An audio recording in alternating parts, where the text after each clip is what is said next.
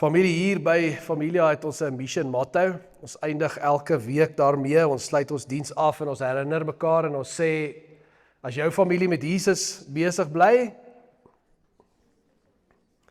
sal Jesus met jou familie besig bly. En vandag wil ek dit vir jou so sê. As jy nie daaroor geplaas nie, sal God nie daarmee besig wees nie. As jy nie daaroor geplaas nie, sal God nie meer daarmee besig wees nie. Ek wil jy moet gou vir 'n oomblik dink aan die toestand van ons land. As mens kyk na alles wat in ons land agteruit gaan, van Eskom tot die potholes in die paaie, tot hierdie verkeersligte wat oral al vir hoe lank nie werk nie, die misdaad, die kondisie van ons stad. Ek meen, imagine 'n ou kom van oorsee af, 'n familielid of 'n vriend of 'n kollega of besigheidsman, of jy ontmoet 'n ou in 'n restaurant en hy sê, man, ek is hier van New York af, ek wil bietjie gaan sien hoe lyk julle stad. Wat gaan jy vir hom sê? Moenie, jy gaan nie lewendig terugkom nie. Moenie dit doen nie. Hoekom? Het lyk soos 'n asblik. Dis 'n gemors. En hoekom is dit so? Eenvoudige rede. Die mense wat die verantwoordelikheid het om die probleme uit te sorteer, hulle is nie gepla oor daai probleme nie. Die mense wat die verantwoordelikheid het om die probleme uit te sorteer, hulle is net nie genoeg gepla oor die probleme nie. Hulle weet van die probleme. Ek dink baie van hulle hoop die probleme gaan uitgesorteer word iewers. Hulle is net nie genoeg gepla daaroor om iets aantrent te doen nie. Ek lees 'n nuusberig in die week van 'n gebou wat in Johannesburg afgebrand het. Dit het al in 2023 gebeur, in Augustus 2023. Maar het was een van die grootste vure en brande en meeste lewens al geneem in ons land, deur 'n vuur. En die kruks van die artikel was dat die stadsraad was lankal bewus van die gevare en die moontlike rampe wat kan gebeur, wat kan plaasvind in en rondom hierdie gebou. En geboue rondom dit. En al het net niks omtrent die probleem gedoen nie. En toe is 77 mense dood, baie ander is nog beseer. 77 mense dood, omdat hulle niks gedoen het omtrent daai probleem nie. President Ramaphosa was op die toneel gewees, en sy woorde was, "This is a wake-up call." This is a wake-up call. So asof hulle nie geweet het daarvan nie. Hulle het geweet daarvan. Maar hier is die ding wat ek vandag vir jou wil sê. Net om te weet iets is 'n probleem, is nie genoeg nie. Net om te kla oor iets wat jy weet is 'n probleem, of selfs om te hoop dat dit sal verander, dis nie genoeg nie. Jy moet gepla wees, soveel sodat jy dit na die Here toe bring, en dat hy jou kan wys hoe die verandering gaan kom, en dat hy sy deel kan doen in die verandering. En vandag wil ek met jou daaroor praat, is hoe moet ons gepla wees oor ons probleme, oor ons drome, die dinge waarvoor ons hoop, die dinge wat ons teenstaan, dat daar 'n verandering daarin kan kom, 'n positiewe verandering in plaas van negatiewe gevolge. En dit alles begin by die manier hoe ons bid. Die manier hoe ons bid. In Lukas 11 begin Jesus sy disippels leer oor gebed. Hy leer hulle hoe om te bid.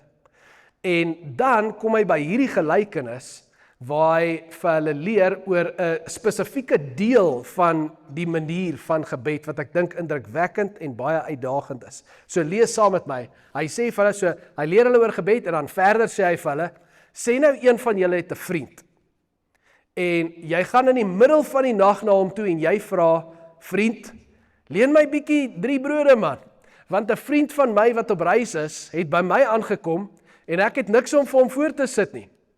En die ander antwoord van binne af, moet my nie lastig val nie. Wat beteken dit as iemand sê, moet my nie lastig val nie, moet my nie pla nie, né? Die deur is gesluit, en die deur is al gesluit, en ek en my kinders is al in die bed, ek kan nie nou opstaan om dit vir jou te gee nie.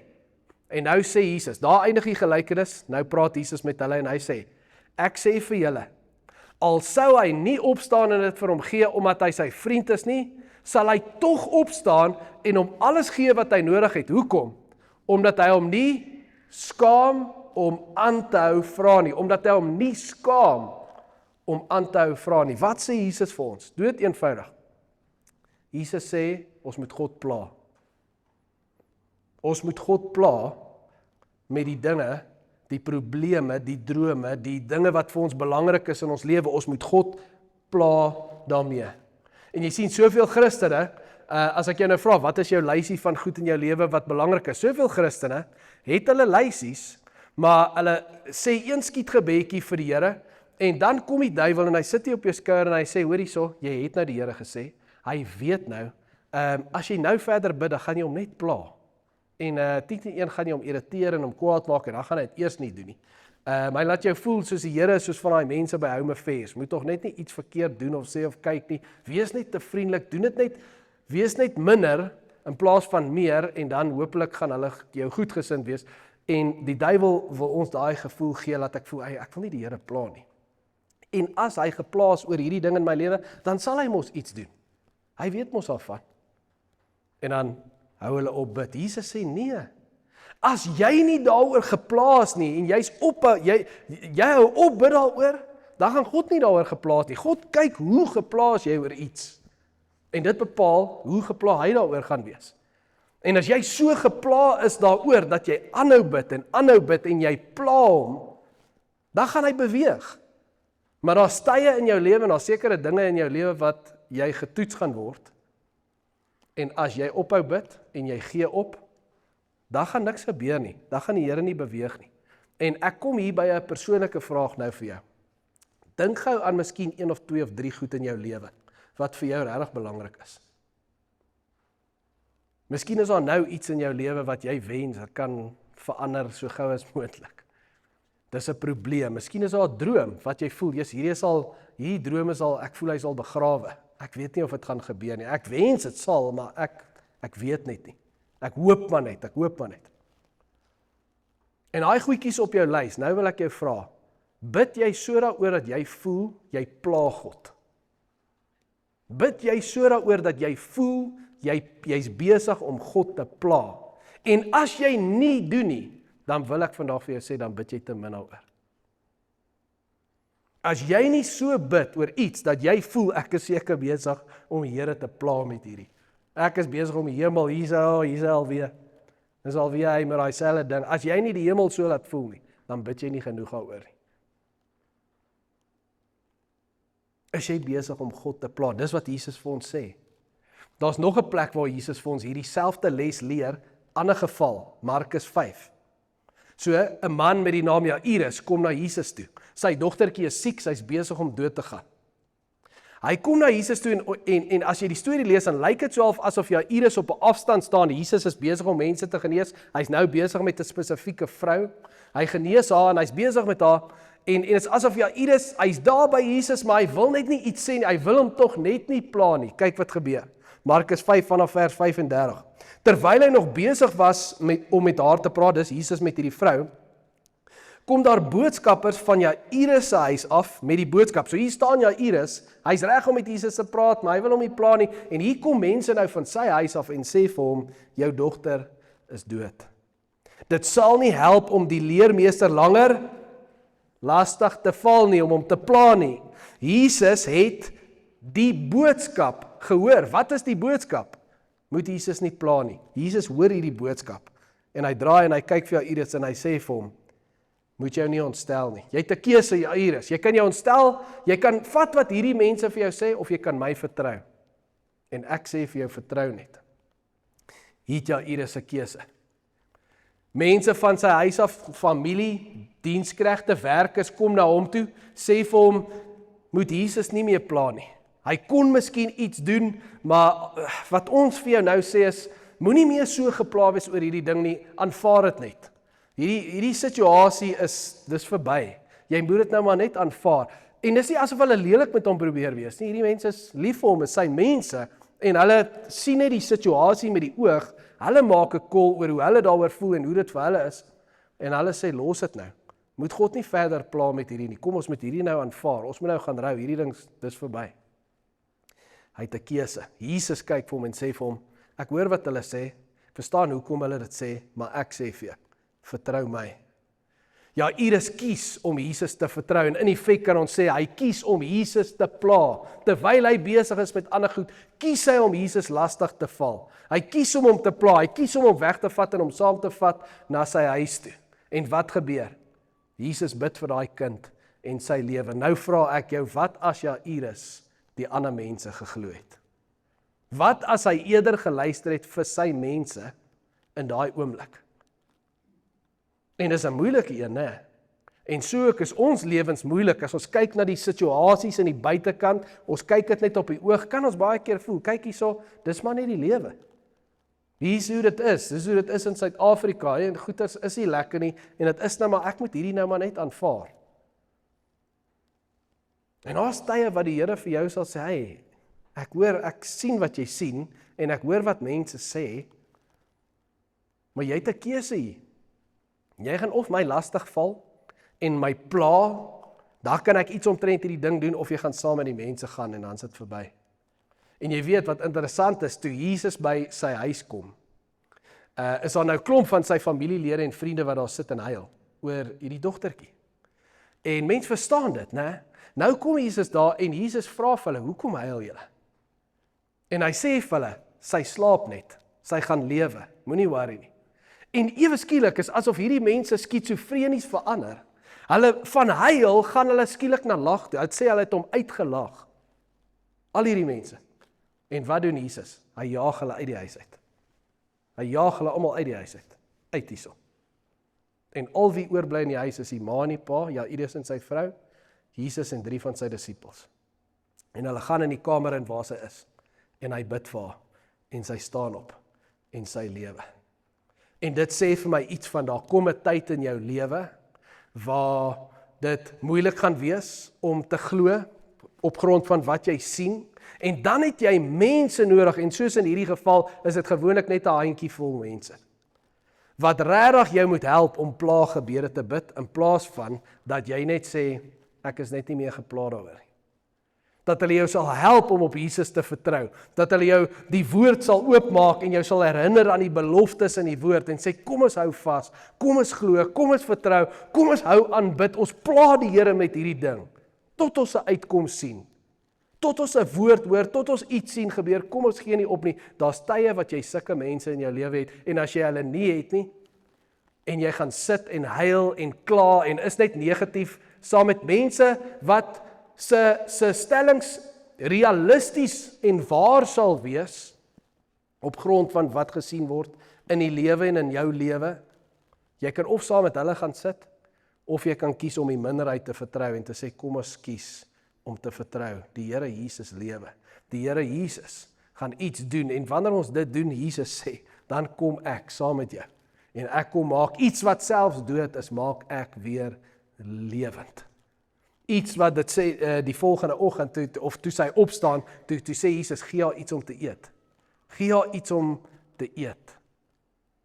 Dat dit wat eens dood was, dat daar weer groei sal kom, dat jy dit weer sal voer, dat daar weer passie sal wees vir 'n toekoms oor daai ding, omdat jy bid daaroor, omdat die Here lewe daaroor gespreek het, omdat hy dit opgewek het, want jy het dit na hom toe gevat, in plaas van hom dood te spreek, omdat die meerderheid mense dood spreek, want dis wat die meerderheid mense doen. Hulle kyk met die oog na alles wat aangaan, en hulle is negatief, en hulle kla.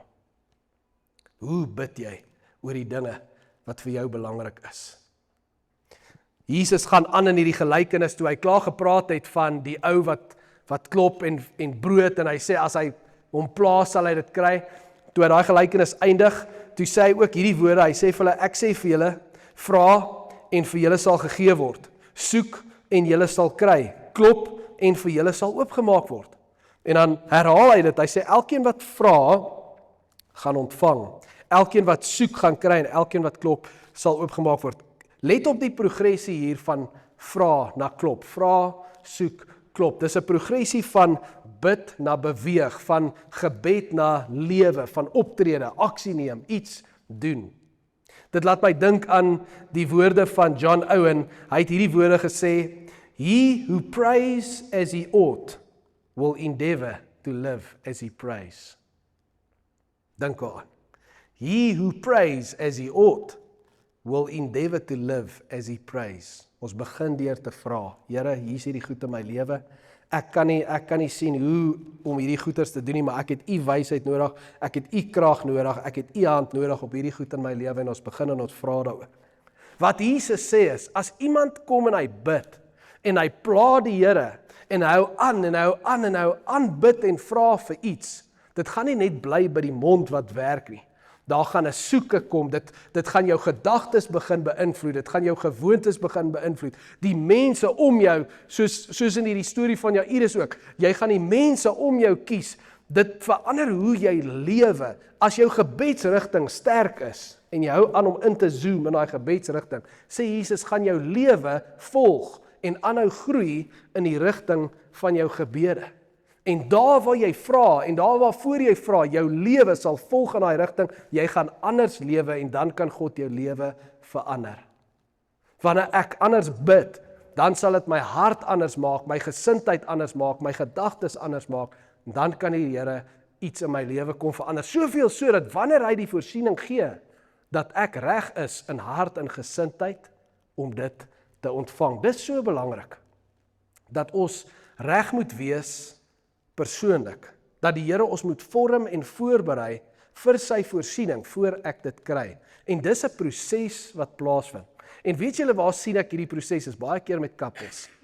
As huwelikspaartjies 'n issue het, en aanvanklik is dit 'n ding van hierdie een dink hierdie een is die probleem, of iets wat hulle doen is die probleem, en hierdie een dink hierdie een is die probleem, en albei is gewoonlik iets wat reg. Want ons almal, niemand van ons is perfek nie, so ons almal doen iets verkeerd. Maar dit begin by hierdie ding van die een se kant af, my probleem is daar, dis buite my, dis om my, daar's my probleem, en dit moet Here sort my probleem uit, sort my maat uit, en daai ding wat hulle doen. En die paartjies wat kies om op 'n journey te gaan met die Here, wat dit vat na hulle binnekamer toe en hulle bid daaroor. En hulle bid daaroor en hulle bid daaroor en hulle bid daaroor. Jy kan sien, dit begin by uitkyk en bitterheid en verwyte en diskonneksie en blame. Maar hoe langer hulle in die teenwoordigheid van die Here sit, hoe meer verander daai en die Here begin met hulle persoonlik te werk. Nie meer na 'n ruk verwag hulle net 'n verandering daar nie, maar die Here is besig met 'n verandering hier, en dis waar die genesing kom. Dis hoe daai proses van genesing werk. Dit werk so in die huwelik, dit werk so in ons gesinne, dit werk so met elke ander area van jou lewe. As ek iets na die Here toe bring en ek bid dat daai probleem, daai ding moet verander, U moet iets daar doen, en ek kom in sy teenwoordigheid in en ek hou aan vra en ek hou aan bid, dan begin die Here werk in my. Dit gaan nie meer net oor die voorsiening om my nie, dit gaan oor die werk wat hy doen, hy's besig in my. En dis so belangrik vir hom om my voor te berei vir dit wat hy vir my wil gee. Anders is ek nie reg daarvoor nie. Ons dink altyd dis net die goed om ons en buite ons wat moet verander. Dis ons ook. En dis so 'n belangrike deel van die hierdie proses van gebed na lewe, van vra na ek moet iets doen, ek moet soek, ek moet klop. En soos ek met die Here besig is, gaan hy ook met my besig is. En mense wat hierdie whatever tipe van mentaliteit aanneem, whatever, ek is nie meer geplan nie. Whatever nou gebeur, moet maar gebeur. Ek gee nie meer om nie. Mense wat daai mentaliteit inneem, dit beïnvloed hoe hulle bid nie meer oor daai ding nie. Hulle is net blame en kla oor die goed wat buite hulle is. Dit beïnvloed hulle gesindheid, dit beïnvloed hulle optrede, en vir so 'n persoon, gewoonlik is daar nie 'n uitkoms, nie in die binnekant nie, nie in die buitekant nie. En dan bly hulle bitter en hulle bly narik die Here blameer vir goed wat nie verander in hulle lewe nie, maar hulle het nooit in die proses ingegaan nie. Dis 'n journey saam met die Here, en ek wil juis afsluit met die laaste deel van hierdie gelykenis. Jesus sluit af en hy vergelyk God met 'n pa. Hy kyk na al die ouers in die gehoor met wie hy hier praat, en hy sê vir hulle hierdie woorde in die einde van hierdie stuk van Lukas 11. Hy sê, is daar 'n pa onder julle wat as sy seun vir hom 'n vis vra, vir hom 'n slang sal gee in plaas van die vis? Hy maak eintlik 'n grappie. Maak hy met hierdie mense. Dit is 'n retoriese vraag, maar hy maak 'n grappie. Sal hy vir hom 'n slang gee as hy jou vis vra? Of as hy 'n eier vra, lekker gekookte eiertjie, gaan jy vir hom eerder 'n skerpioen in sy bord sit? En dan sê hy vir hulle, as julle wat sleg is, julle onperfekte mense, as julle dan weet om vir julle kinders goeie dinge te gee, die Vader in die hemel nog meer, nog soveel meer as dit. Ek dink as mens daai lees, aanvanklik kan mens dink, Jesus sê, God wil so graag vir my doen wat ek wil hê. Dit wat ek vra, wil hy net vir my doen, dit gaan oor voorsiening. Nee, hy vergelyk God hier met 'n pa. En vir 'n pa gaan dit nie net oor voorsiening nie, dit gaan oor verhouding. Dit gaan oor verhouding. So as ek na die Here toe kom en ek bid, ja, ek weet hy's lief vir my, en dis wat baie mense weerhou van hom aan te hou bid oor 'n saak, want hulle sê, ag, ek het mos nou al vir die Here, hy weet wat ek wil hê, en as hy weet wat ek wil hê, en hy's lief vir my en hy wil my bless, hoekom moet ek dit aanhou sê vir hom? En dan hou hulle op bid. En hier is die ding, want dit gaan nie oor inligting nie, ek inform hom nie van iets nie, hy weet wat ek nodig het. Dit gaan nie net oor hy's lief vir my en hy weet, so hy sal net alles net doen nie. Waar's die verhouding in dit? As ek nooit hoef te bid nie, ek nooit tyd by die Here hoef te spandeer nie, want hy weet net alles, en hy's mos lief vir my, so hy gaan dit alles uitsorteer en doen. Dit werk nie so in die familie. Hy sê, God is 'n pa. En vir hom gaan dit nie net oor jy het ietsie wat jy wil hê, en hy kom doen dit net gou, soos hy kind wat net by die huis opdaag om te vra vir iets, en dan waai hulle. Nee, hy sê, dit gaan nie so werk nie. God is 'n pa, hy's lief vir jou, hy wil voorsien vir jou, maar vir hom is die verhouding is key bo alles. En as hy vir jou voorsien, die manier hoe hy dit vir jou gaan voorsien, is soos 'n goeie pa, het gaan wees in verhouding. En daarom moet ek aanhou bid. Want soos ek aanhou bid, en ek share my hart met die Here, en ek maak my lewe bekend, en my hart bekend aan die Here, dan sê ek vir hom eintlik, kom wees deel van my lewe, Here. Ek sê vir hom, ek wil nie net iets by u kom hê nie. Ek wil nie net iets van u kom vra, en as u dit nie gou genoeg vir my doen nie, dan waai ek en ek gaan soek dit op 'n ander plek. Dit gaan nie oor die iets nie. Dit gaan oor my journey met u. En hierdie goed is vir my belangrik, en ek weet, ek is vir u belangrik, so ek weet u sal dit doen, maar u sal dit op u tyd doen, maar ek gaan aanhou om met u daaroor te praat, want soos ek met u daaroor praat, weet ek, u gaan met, wat doen 'n goeie pa? Hy vat nie net lysies en koop goed nie, maar daar's gesprek, hy gaan ook met my praat, en op die pad gaan hy my lesse leer. En soos hy met my praat, en ek met hom praat, en ons deel lewens, ons op hierdie journey, en aan die einde van die journey, as hy voorsien, dan ek 'n storie om te vertel van God, wat my Abba Vader is, God wat my pappa is. 'n Storie van hoe hy deel is van my lewe, en hoe ek op hom vertrou het. Hoe sal iemand 'n storie kan vertel, 'n getuienis kan vertel, as hulle nooit bid nie, nooit in die woord is nie, nooit kyk na God se beloftes, en daar's hierdie worsteling tussen waar hulle is, en wat daai sê, maar hulle bring dit na die Here toe, en hulle kies om dit aan te hou na die Here toe bring. Dis geloof. Om net niks te doen nie, niks te bid nie, niks te worry oor wat die beloftes, hy is net lief vir my, alles gaan net uitwerk. Good luck with that. Dit gaan nie uitwerk nie. Want die Here is nie daar om net goedjies vir ons te gee nie. Die Here is daar om ons Vader te wees. En dit begeer hy bo alles. En hy is die beste Vader wat daar is. Maar hy gaan nie net voorsien, as my hart nie is om in 'n verhouding met hom te wees nie. As ek hom nie wil ken nie, en hom nie wil vertrou nie, en ek dink baie keer toets hy ons met dit. Toets hy ons met 'n bietjie tyd. Toets hy ons met hoe ons sal aanhou vra. En ek dink in elke level en elke seisoen van ons lewe, kom hy toets. Kom sit by my. Kom leer ken my. Jy ken nie alles van my nie. Jy dink omdat jy soveel versies al ken, jy ken alles van my. Glo my, jy ken nie alles van die Here nie. Daar's soveel meer. Wil jy dit ken? Wil jy by sy voete sit? Is jy besig om dit met hom te share? Jy weet, ons kom nou uit Paasfees uit, en ons sê, hey, ons glo die Here lewe, hy het opgestaan. Maar as ek vandag 'n print-out van jou gebede vat, van jou gebedslewe, as ek 'n print-out vandag moet kry van jou gebedslewe, sal dit vir my wys, jy glo regtig dat hy lewe? Dat hy hier is? Dat jy so gepla is oor hierdie dinge, soos Jesus sê, dat jy's gepla oor in die manier dat jy vat dit vir hom, en jy share dit met hom, en jy nooi hom in jou lewe in, en jy vertrou hom met die goed wat vir jou belangrik is? Is dit wat ek op die printout sal sien?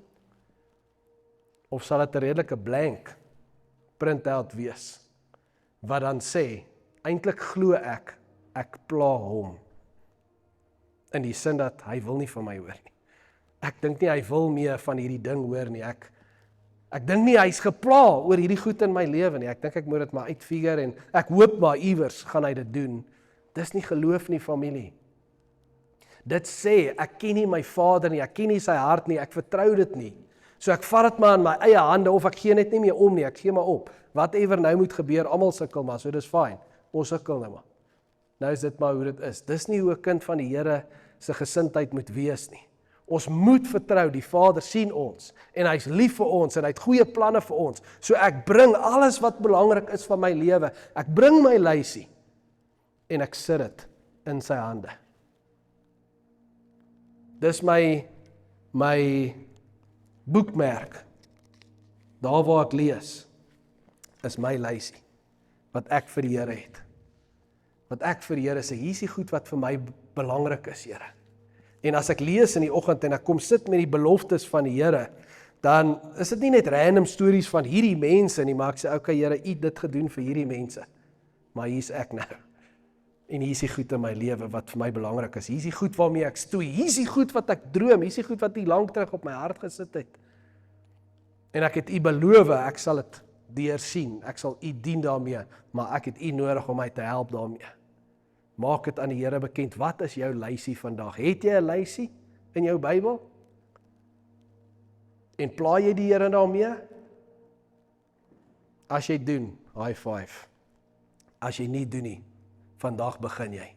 Jy gaan huis toe, jy maak 'n lysie en jy sê vir die Here, van nou af sit ek met U elke week met hierdie lysie en ek gaan U herinner van hierdie goed.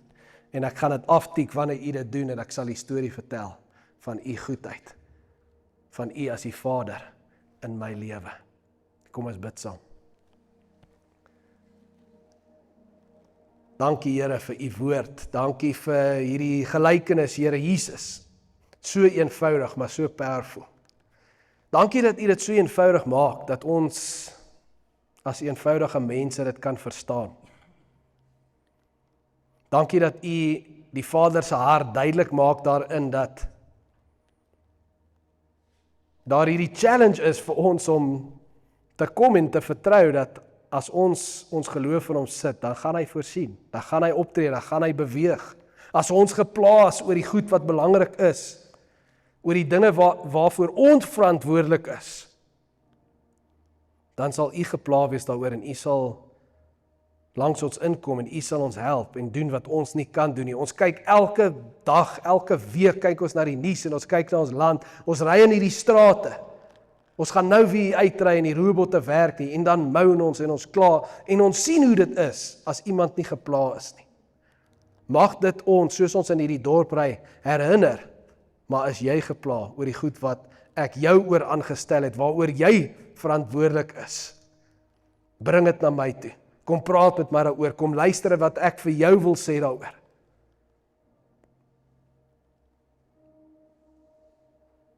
Sodat ek lewe in jou omstandighede kan bring, 'n getuienis, sodat ek jou Vader kan wees. Ons vertrou dit met alles in ons en ons bid dit in die mooiste naam wat ons ken, die naam van Jesus, en ons sê saam, Amen.